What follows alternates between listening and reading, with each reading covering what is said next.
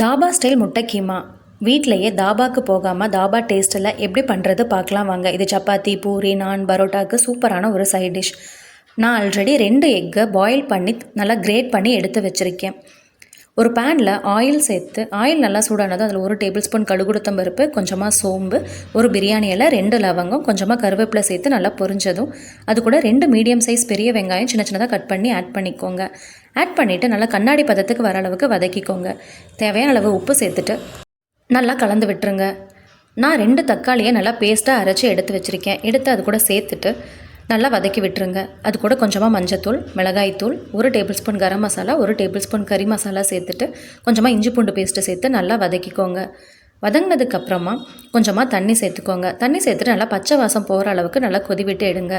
நான் 3லேருந்து 4 முந்திரி பருப்பை சுடுதண்ணியில் ஊற வச்சு நல்லா பேஸ்ட்டாக அரைச்சி எடுத்து வச்சுருக்கேன். அதையும் அது கூட சேர்த்துக்கலாம். சேர்த்துட்டு நல்லா கலந்து விட்டுருங்க.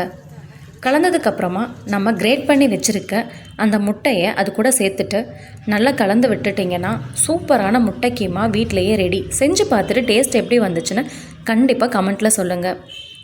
வீடியோ பிடிச்சிருந்தா கண்டிப்பாக லைக் பண்ணுங்கள். இன்னும் நிறையா ரெசிபிக்கு சேனலை சப்ஸ்கிரைப் பண்ணிக்கோங்க.